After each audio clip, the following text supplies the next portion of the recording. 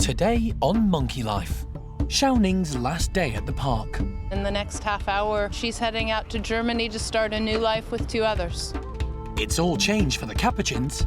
We're halfway through moving Amy's group, so we've done 8, got 8 to go. And a new leader for the woolly monkeys. Chippy's a big, beautiful male woolly monkey, and all of the ladies should love him.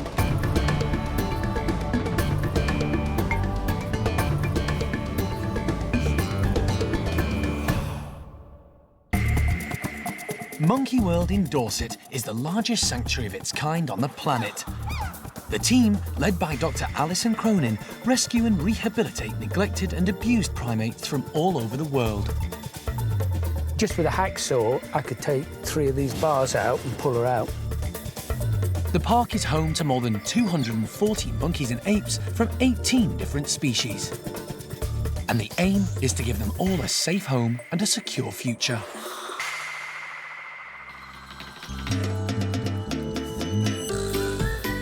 At the Orang nursery, Jolie, Kai and Linga are play wrestling in the sunshine.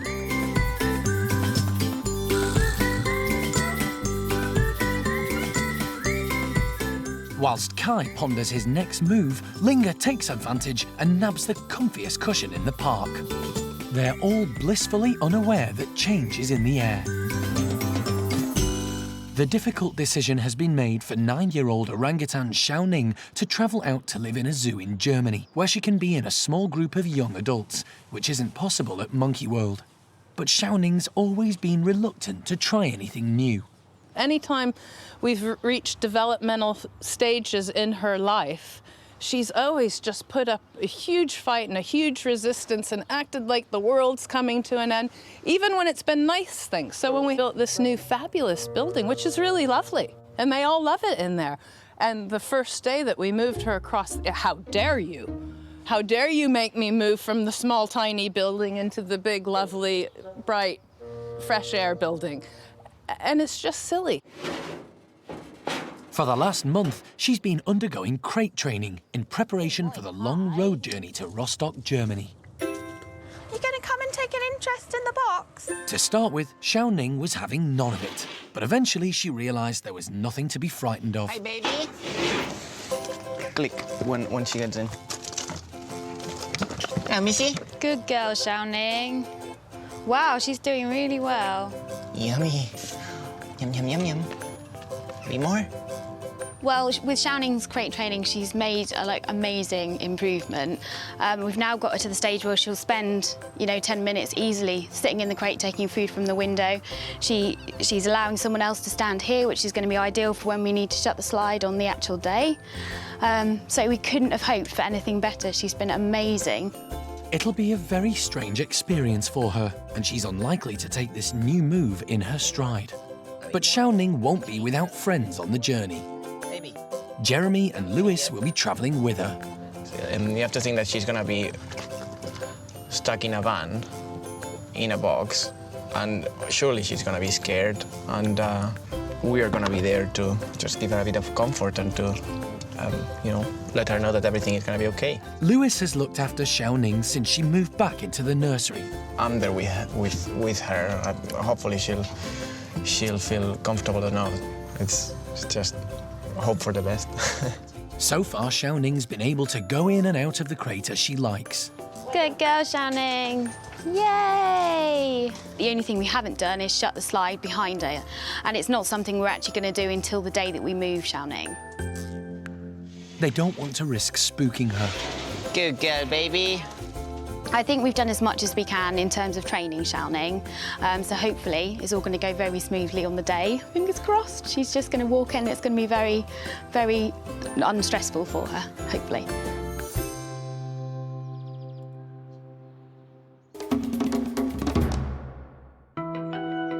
Hsiao-Ning's not the only one set to move. Monkey World's capuchins are also in for a major upheaval. Most of the park's capuchins were rescued from a lab in Chile in 2008. When they first arrived, they were put into single-sex groups until the staff got to know their individual needs and personalities. It soon became clear that some of the less dominant males might do better in different groups. So 3 of them were introduced to a group of females, That went well, and it set the pattern for the future. When Tao, a victim of the European pet trade, came to the park in very poor condition, he initially did well and put weight on. But the team felt he too would thrive better in a group of females, so 12 months ago he was also moved. It has to be said, he's doing amazingly well. He's an absolute hit with pretty much all the ladies, and he just seems to thrive on it. He just goes where he pleases, he gets food when he wants, he sits there and he gets groomed all day if that's what he wants doing. So he's really a very different capuchin to the one that we originally moved from the bachelor group. In a mixed-sex group, Tao's life is much closer to what it would be in the wild. It just shows how important it is for these capuchins to live in these natural social groups. Tao prospered with the ladies, and things have gone so well, the team are aiming at having all mixed-sex groups. And today is another step along the way.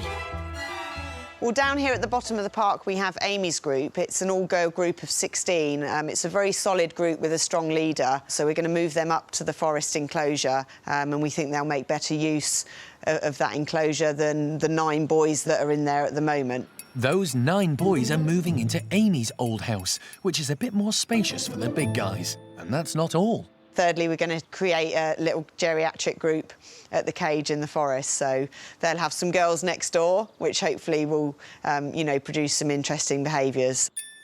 They need this group because amongst the males, young Winslow has been making a leadership bid and has attacked an injured old leader, Gorillan. It's just not safe to keep them together any longer. So they've a lot of monkeys to move this morning, starting with getting Amy's girls into the tunnels. They're used to going out through the tunnel every day in the morning, so as far as she was concerned, it was part of the routine. There's meticulous planning.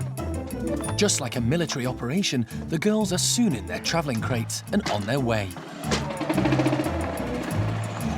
And the boys are going in the opposite direction. Great, thank you, Kate.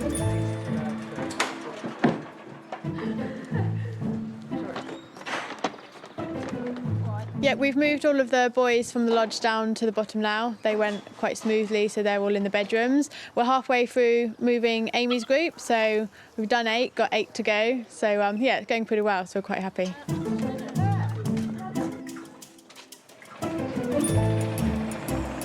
Becky, Frida and Elvira are the last ones to go. 13 down, 3 to go, and obviously all 9 boys are safely already down here. Finally, everyone's in the right place, including Jeremy. They'll be given time to settle down before the boys meet up with the girls. But the initial stage has gone well. Woolly Monkey Bueno recently passed away after suffering from a heart condition. Since then, his family has been without a leader. Because the dominant male plays such a significant role in the group, they need to find another boss quickly, or the security and well-being of them all could be in danger. They can't let the oldest boy in there step into Bueno's shoes. Paolo's quite closely related to quite a few of the individuals within the group, so he's not the appropriate one to let just come on and take over the group. And if we leave him, he's at just the right age where if we leave him for too long, he's going to become a megalomaniac. He's going to think that he's in charge of that group. So the search has been on to find another suitable father figure to move in and take control of the group. Not easy with just a handful of woolly monkeys left in captivity. But there's been some good news. 12-year-old Chippy and his adopted son Bronco are moving in from Twycross Zoo. I've been told that Chippy is just one of the nicest people in the world, is lovely with females, is lovely with the babies, and with the keepers he's had over his years. But, you know, life's not been straightforward for Chippy. I've gone back through his records now. I know an awful lot about these 2 new guys coming, and this is going to be the 5th different place that Chippy has resided in his lifetime. Today's the big day. At the crack of dawn this morning, Sandra headed off down the road to collect Chippy and Bronco. They got them boxed up really quick and easy, and they're already on their way back, so I expect we'll be seeing them in about an hour or so. And then it's fingers crossed that we can settle them in. The team have been preparing the way for Chippy and Bronco. doing a couple things, trying to make sure that the group are relaxed and settled in the absence of Bueno. They've already had a big change in their life. Having said that, it's not dissimilar to what would happen in the wild. If an individual passes away or even becomes that unwell, they often just leave the group and they're gone from one day to the next. So primate care staff have been filling the house full of all kinds of browse and different objects and insects and bottles stuffed full of insects and different things, just to keep them busy and occupied until we can get Chippy and Bronco settled into the house. Everything's in place for the new boss, but he still has to win the acceptance of the group.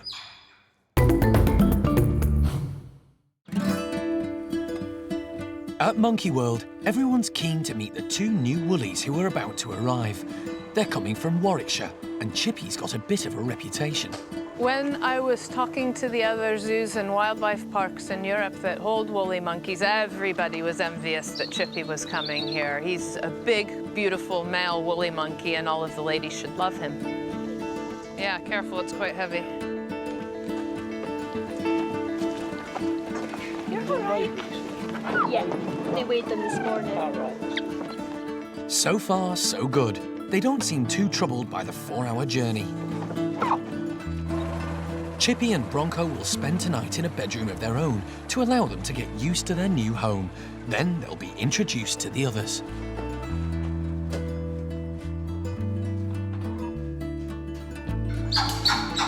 Chippy's first out of the box, and he's not sounding too pleased about what's going on. Good boy.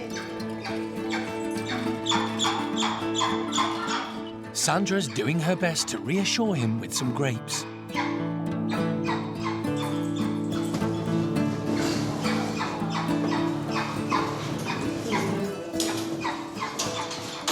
There we go. Adolescent Bronco takes a dash around the room. He's never moved home before, so it's a nerve-wracking experience for him. Everybody's a bit nervous. You might even be able to hear them sort of alarm calling, which sounds like a really high-pitched chirping noise. But yeah, you can hear that. That's Chippy alarm calling. Already we've learned an awful lot about them because we were told that Bronco doesn't make any noise. Well, he's very chatty, no problem. Chippy's falling over, snuffling hello to everybody. But it's all very strange for them, and they need time to adjust to their new surroundings. At the other end of the house, their new family is listening and weighing up the new boys. I've asked everybody to clear out of the house just to calm it down and to let them relax. Chippy and Bronco have got the rest of the day to relax before they're introduced to their new family. At the orangutan nursery, months of careful planning are coming to fruition, and the final preparations are being put in place for Hsiao-Ning's great move. Hsiao-Ning doesn't realize it, but over the past week or so, she's been trained to go into her traveling box, and in the next half hour, we're boxing her up, and she's heading out to Germany to start a new life with 2 others. Hsiao-Ning will be living in a new ape complex with 2 more orangutans the same age as her, and there's one young man they're hoping she'll take to. This male will not be intimidating like Gordon or like Tuan. He's going to be more like Kai, and she likes Kai. But before all that, there's an 800-mile journey ahead of her, and for an orangutan, that means a travelling crate. Everyone bar Kate and Lewis leave, so it's like a normal crate training day. You guys all ready to go as and when? But Hsiao-Ning can be unpredictable, and there's no telling if she'll go into the crate voluntarily.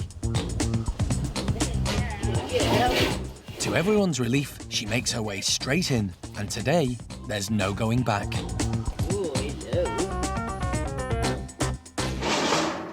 Good girl. Good girl, Hsiao-Ning. Sounded right. These guys have done an absolutely brilliant job because tricking an orangutan to catching them out in the box is not an easy task, not any time. But it just goes to show that the training and the practice of getting her used to the box, no squeaking, no complaining, no banging. She's okay in the box and she knows it's safe and sound, which makes me just feel a whole lot more relaxed because I don't want her upset the whole way to Germany. They make sure the box is secure before they move it. This is the first time an orangutan has had to leave the park, and now Alison and the team must say their goodbyes. It would be selfish for us just to keep her here because we love her. It's time for her to have a group of her own and to graduate from being just around the babies. So it's a good thing, but of course, yeah, terribly sort of upset and worried for her.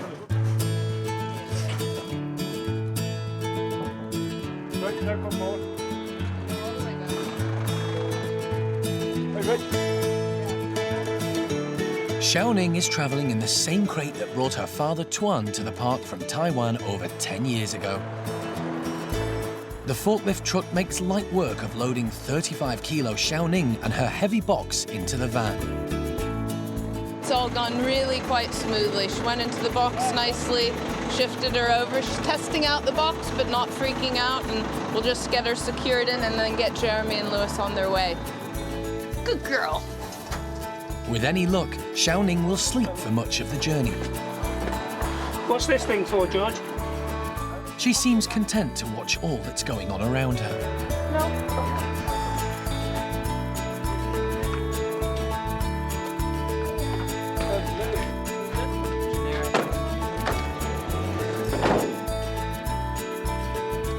Safe journey, guys. It's the first leg of their 17-hour journey.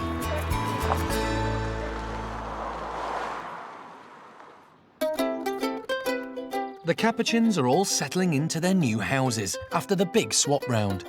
Low-ranker Joey's getting used to the newly formed geriatric group. We had several older males who were originally wild-caught, and then we had a lot of the youngsters that were born in the lab. And there were times when the youngsters were just too boisterous for the older boys, and sometimes they'd give them a bit of a rough time. So we've made the decision to keep the old boys up here and let them sort of have like a retirement home, really. 35-year-old Gorillan is the elder statesman of the troop, with 20-somethings Ringo, Marlowe, Boise and Archie making up the oldies gang. And then we have our younger ones who have social issues elsewhere. Sean couldn't stay in the same group as new leader Winslow. They've had too many scuffles for comfort. The geriatrics are now housed next door to the females, and it seems to be giving them a new lease of life.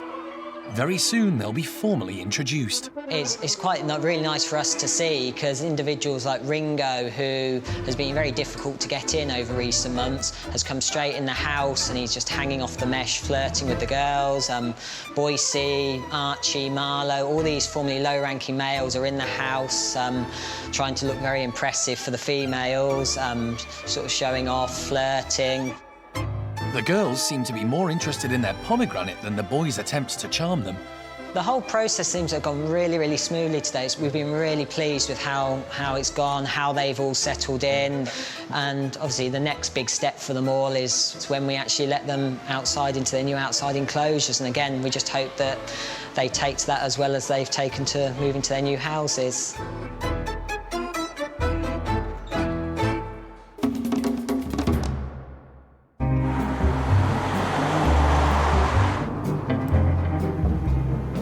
En route to Rostock Zoo in Germany with Hsiao-Ning, Jeremy and Lewis have another orangutan to collect. Miri's come from Twycross Zoo, accompanied by her keeper, Tanya. Is it the first time and the last time I'll be formal? Yes. Hsiao-Ning's been quiet throughout the journey, but this is their first chance to check on her. She's doing really well. I mean, she's been asleep, I think, the last hour and a half or so, so now it's just confused, I guess. She's just looking around going like, what? Where I am? Meanwhile, Miri, still in the van next door, is kicking off.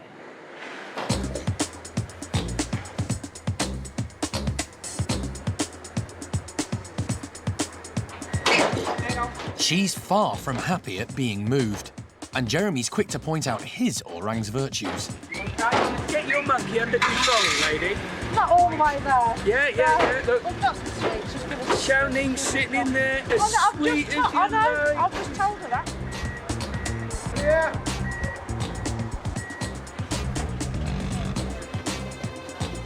Despite all the commotion, Hsiao-Ning remains calm.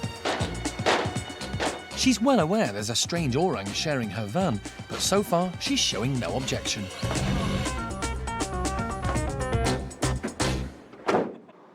The Next stop's the Channel crossing.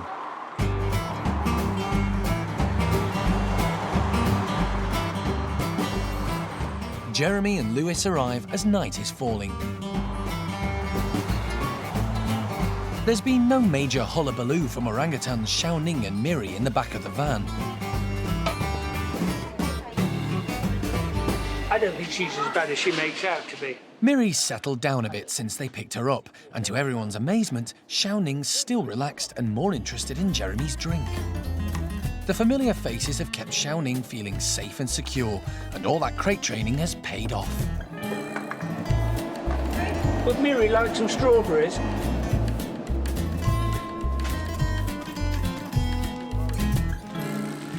She's doing really, really well. She's really, really calm. I think she's been sleeping most of the time when we've been on the road, and now when she's awake. Really happy with that. Really, really happy. Well, you're not, are you? No. She can just see her noisy neighbour through the crate windows. You see she's watching now. Also, Mary's being very, very vocal. In just half an hour, they've reached dry land. If all goes well, they'll be in Rostock by morning. We're in France, but apart from that, I'm not sure. But according to the sat-nav, we're on the right road.